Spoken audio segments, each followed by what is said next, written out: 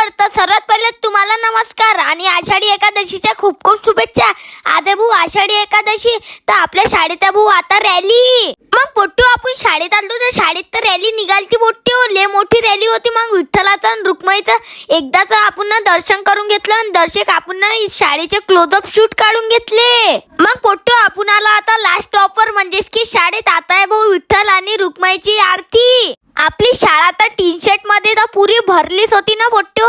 मग पोट्टू तुम्हाला तर माहितच आहे राडा होणार, पोरं नाही ऐकणार. आपल्या पोट्टेने उचललं भाऊ आपल्याला डायरेक्ट खांद्यावर.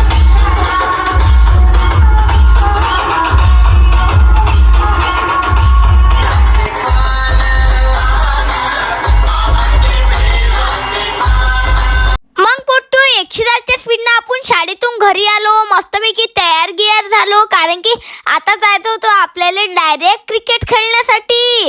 पहिले तर आपली लैला काढली, निघालो आपण डायरेक्ट शाळेत जाण्यासाठी. हाय भाऊ मागचा आपला चिंचाडे, समोरचा आहे भाऊ आतंकवादी म्हणजेच की अन्वित खोटारे.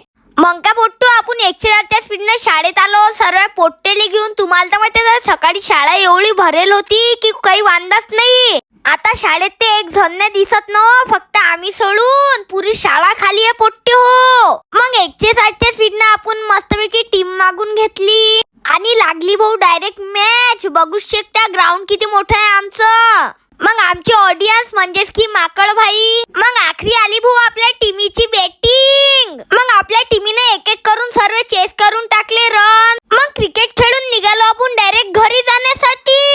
मग घरी पोहोचलोय नाही तर पोट्टे बनत बा. आता पावसाळ्याचा सीझन लागला तर आपण लो भाऊ झाड. मग 120च्या स्पीडनं 220च्या स्पीडनं आपण कोणाच्या घरून शोधून एक झाड आणलं. कशाचं तर बेलाचं. नाता ठरलं भाऊ कुठं गड्डा करायचा, कुठं गड्डा करायचा. पोट्टे म्हणे इथं तिथं तिथं इथं समजून नाही राहिलं. मग आपला श्रीदादा त्याच्या काही कामच नव्हता करत ना हो. पहिले तर आपण एक जागा शोधली आणि तिथं मारून टाकला भाऊ एक निशाण आणि आपण केलं भाऊ उद्घाटन. मग आपल्या हातचा घेतला भाऊ डायरेक्ट दादानं हथियार करून टाकले भाऊ आपल्या दादानं फटफट गड्डा.